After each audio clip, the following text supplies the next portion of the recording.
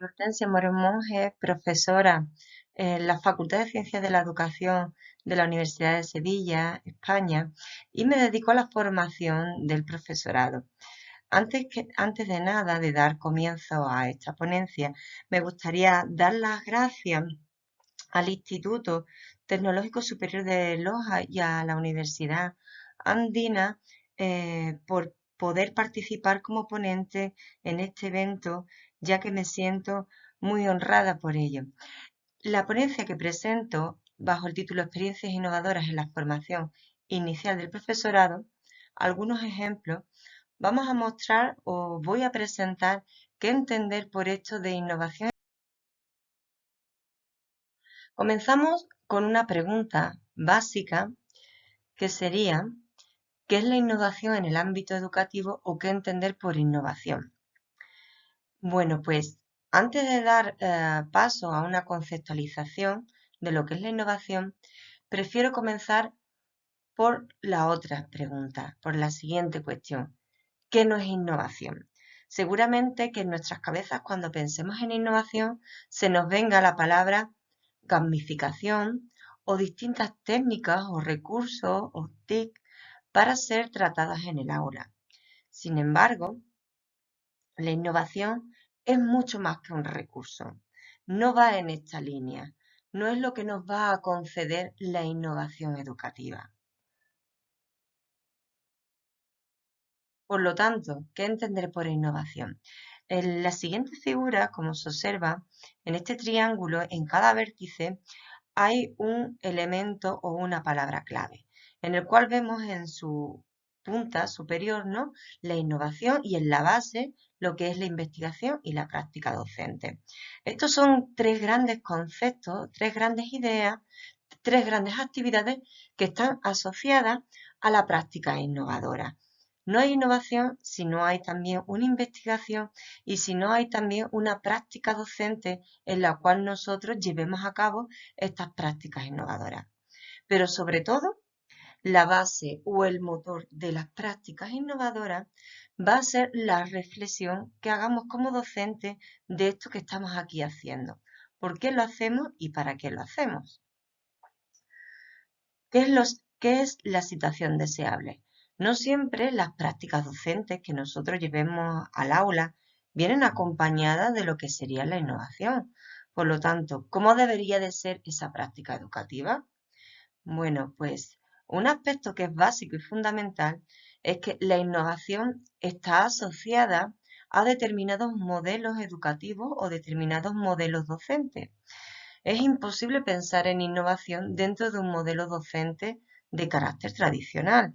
Esto es una educación que esté basada en la memorización de contenidos, en la cual la evaluación sea de carácter finalista, en la cual solamente usemos determinados o recursos educativos, como pueden ser únicamente o exclusivamente el libro de texto, y, por supuesto, no atendamos a las ideas previas, a los intereses y motivaciones del alumnado. Por el contrario, existen otros modelos docentes que sí nos van a permitir desarrollar la innovación, llámese alternativo o llámese modelos educativos de carácter investigador-indagador.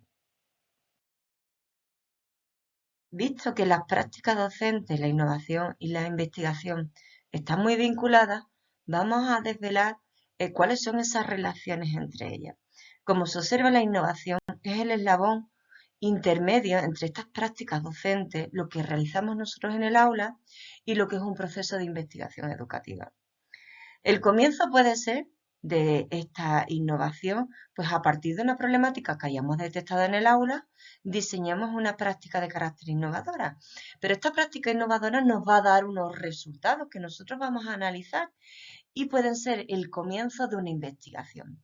Fuera como fuese, las prácticas reflexivas, en el cual el docente está analizando lo que está sucediendo y tomando datos y viendo las necesidades educativas del aula, es la que nos van a llevar a conducir y a mejorar esta secuencia. Las prácticas educativas, como comentaba, pueden estar directamente relacionadas con la investigación y esta basarse en las prácticas docentes. Pero normalmente la innovación, como comentaba, hace justamente de eslabón intermedio o de mediador entre lo que es las prácticas docentes y la investigación. Las prácticas docentes deben estar unidas a la innovación y para que vayan evolucionando y mejorando y adaptándose a las necesidades que vayan surgiendo. Y la innovación se va a fundamentar y se justifica en la investigación. Así, el fin de la investigación va a ser después que esto se pueda llevar a cabo al aula en forma de innovación. Para no extendernos más, algunas ideas claves para distinguir y para diferenciar más claramente lo que es la innovación y la investigación. Podríamos decir, a grosso modo, que la innovación posee un menor rigor, en el sentido de que no es algo tan medido. En el tiempo se ejecuta en un plazo acotado, a menor tiempo, en lo que puede ser un cuatrimestre, una asignatura de carácter anual o incluso una pequeña secuencia que se lleva a lo largo de una semana. Por lo tanto, su utilidad es inmediata y práctica. En cambio, la investigación es un proceso más largo, donde los resultados los obtenemos más adelante, a medio y largo plazo, ¿no? Por lo tanto, aquí también el rigor es mayor en el sentido en el que el investigador no debe de por qué estar implicado directamente en el proceso de diseño y de implementación de esa experiencia, o por ejemplo, en la elección del objeto de estudio. Pero ¿por qué y para qué innovar? Son dos cuestiones distintas, pero que están muy vinculadas. Cuando hablamos de innovar, como señalé previamente, la innovación no está en los recursos. Entonces, ¿dónde está la innovación? ¿En qué recae?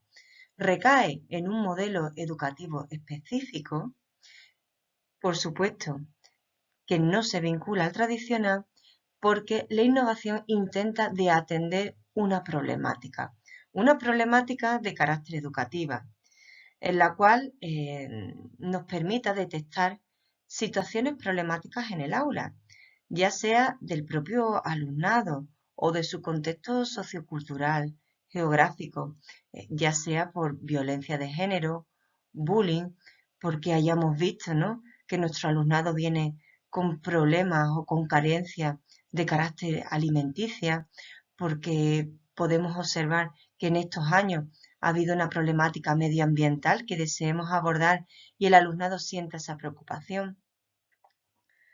En ese sentido, en ese marco, en ese contexto problemático, surge ya la siguiente cuestión: ¿para qué innovar? ¿Para qué innovar? Ya estamos hablando de finalidades y de dar soluciones a esos problemas que nosotros hayamos detectado en el aula. Estamos hablando, por lo tanto, de determinar unos objetivos didácticos y el desarrollo de unas competencias que nos permitan dar respuesta a esas problemáticas mediante procesos educativos. Y este sería el vínculo entre ambas cuestiones: un contexto problemático que nosotros hayamos detectado en el aula y un objetivo que nosotros formulemos de carácter educativo para darles solución con el diseño de esa propuesta. ¿Cuál sería el origen de los proyectos de innovación? Bueno, comentar que el origen de estos proyectos de innovación pueden ser muy variados, ¿no? Según señala el estudio de Marcelo y Gallego del 2010, en España, por ejemplo, pueden ser de muy distintos puntos de vista, ¿no? Pueden ser por situaciones, por ejemplo, que los marque el propio departamento didáctico o el claustro, o por necesidades, como comenté anteriormente, que nosotros hayamos detectado en el aula o compartida entre un grupo de docentes, por el equipo directivo ciclo o desde la junta, o que nos vengan ya incluso marcados, ¿no?, por la propia administración, o puede ser por las asociaciones de madres y padres, ¿no?, que nos hayan hecho llegar la necesidad de mejorar alguna cuestión. Sea como fuere, repito de nuevo, que estos proyectos de innovación deben de estar enmarcados en una problemática y nosotros como docentes ofrecerles una respuesta educativa. Paso ya en esta segunda parte de esta ponencia es mostrar algunos ejemplos de experiencias y proyectos de innovación educativa.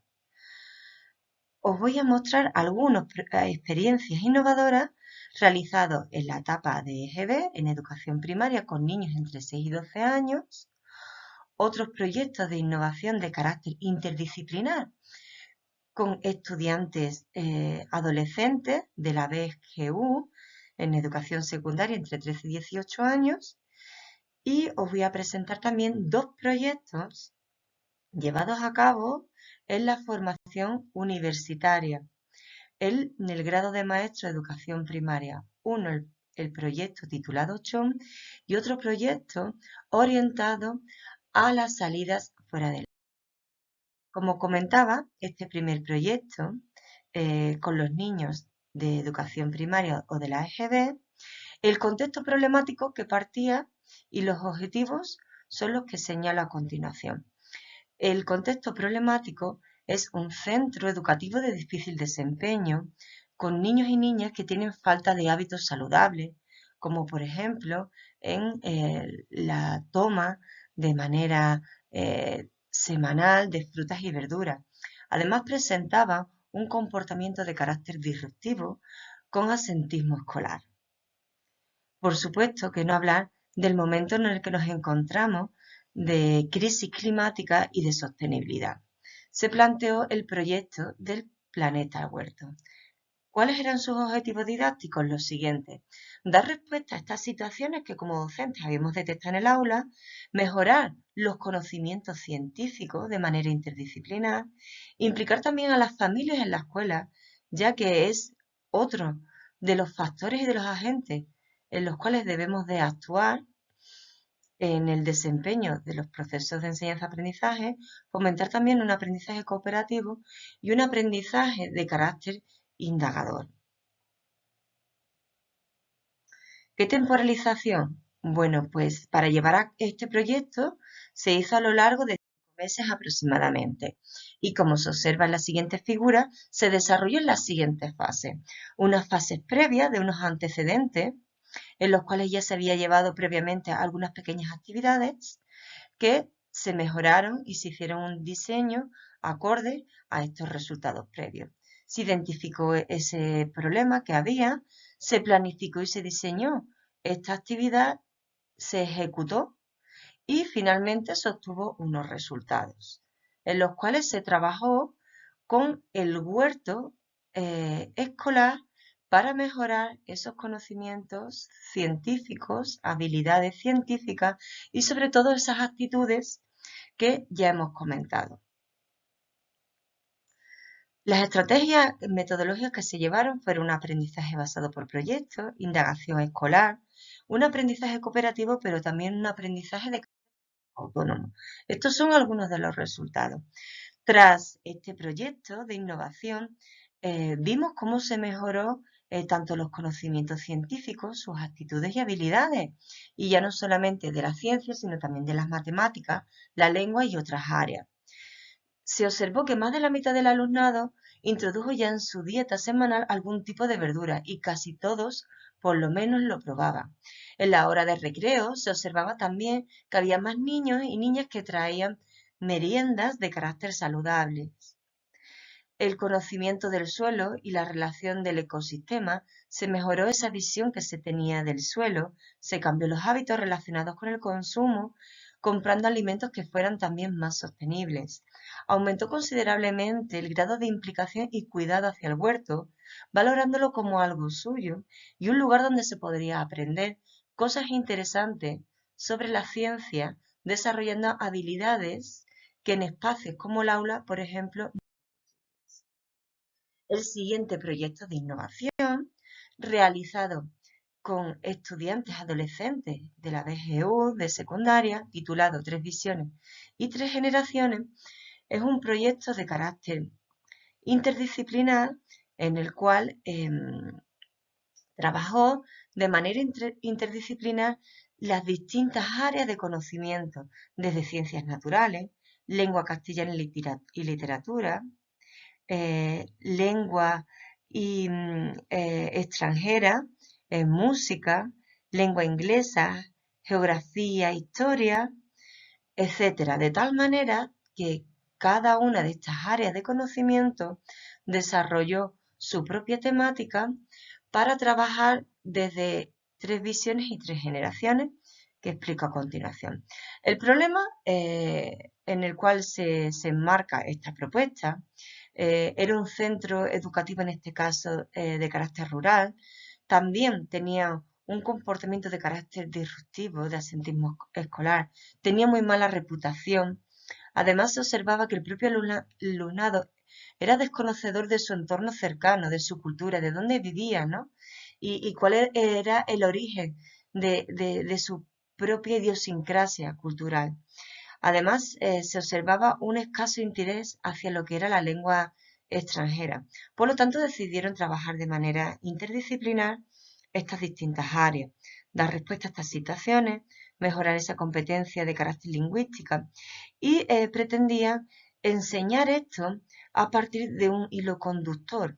El hilo conductor era trabajar a partir de las generaciones, de distintas generaciones de familiares, desde sus abuelos, padres e hijos, de tal forma que dieran una visión de cómo era ese entorno en distintos momentos. Y así fomentar una visión de arraigo y de herencia como cultural, desde una perspectiva educación patrimonial. Este proyecto o esta experiencia se llevó a cabo en 3 días, en una jornada, pero previamente hubo un trabajo mucho más largo de 2 meses en los cuales se estuvo formando al profesorado y también se trabajó con el alumnado un mes antes explicándole qué se iba a hacer, cómo se iba a proceder y posteriormente se ejecutó en unas jornadas que duraron 3 días. Las estrategias metodológicas fueron también el aprendizaje por proyectos, cooperativo y autónomo. Algunos resultados. Bueno, pues observó que en estas jornadas hubo un comportamiento ejemplar de los alumnos que poseían conductas disruptivas. No se puso ningún parte de carácter indisciplinario. Participaron durante las jornadas, mostraron interés en todo momento. Se redujo el índice de absentismo de manera considerable. En relación con el trabajo cooperativo del alumnado se observó que se integraban y trabajaban todos independientemente de la edad y del ciclo educativo. Además, se mejoraron también las relaciones entre los propios docentes y hubo un mayor compromiso con el equipo directivo. El siguiente proyecto que os voy a mostrar es un proyecto llevado en otro ámbito, en otro contexto, en el contexto universitario, bajo el título CHON, Cambiando Horizontes para Orientar Niñas y Vocaciones Científicas. Se dirigió a los estudiantes del grado de primaria del primer y segundo curso, cuyos objetivos eran acercar la ciencia al alumnado desde una visión más humana y feminista, mejorar esa visión de las mujeres científicas para tener referentes, para fomentar vocaciones científicas y promover lo que se llama las carreras STEM de ciencia, tecnología, ingeniería y matemáticas. Todo ello bajo el marco de la conmemoración del 150º aniversario de la tabla periódica. Bueno, la gran finalidad era mejorar esta alfabetización científica y este sería su problema. Igualmente, esta situación problemática ya lo veíamos nosotros observando no solamente en el aula, sino también haciendo un análisis de la bibliografía y de otras investigaciones nos señalaban justamente estas cuestiones, el sesgo de género que hay y la falta de referentes de mujeres científicas en los contenidos científicos. Bajo las temáticas del carbono, hidrógeno, oxígeno y nitrógeno, se trabajó estas cuestiones realizando diferentes actividades como las que se observan en dicha transparencia. Para ello se realizó en distintas fases. Hubo un trabajo en el aula en el cual buscaron información sobre mujeres científicas que estuviesen implicadas o indirectamente relacionadas con los elementos de la tabla periódica. Una vez realizadas estas investigaciones y estas biografías, se diseñaron un póster bajo la tutorización de los docentes y posteriormente, en formato de jornada, se expusieron estos hallazgos al resto de compañeros y de la comunidad educativa. Para ello, esto se realizó durante un curso académico aproximadamente 8 meses. Presentamos algunos de los ejemplos o de los resultados del alumnado de estos trabajos que realizaron y de estas investigaciones, como por ejemplo la científica española Margarita Salas, recientemente fallecida, o por ejemplo de científicas del pasado como Dorothy Mary Crawford, científica también relevante con su contribución a la ciencia. Estas son algunas fotografías de estos estudiantes exponiendo sus trabajos durante estas jornadas de divulgación. Además, estos trabajos no quedaron solamente aquí, sino que se presentaron en la Semana de la Ciencia o se presentaron también en el Museo Pedagógico. También se presentaron distintos encuentros y congresos e incluso en conferencias en formato. ¿Qué implicaciones tuvo para el alumnado? Bueno, pues se mejoraron sus conocimientos científicos, sus habilidades científicas, pero también sus conocimientos didácticos a la hora de enseñar esto en su futuro alumnado. El alumno también mejoró su conocimiento de las mujeres científicas y sus contribuciones a la ciencia.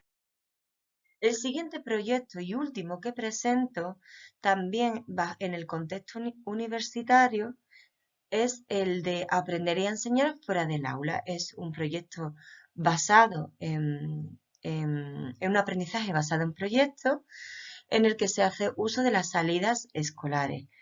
Presento igualmente el contexto problemático que partíamos.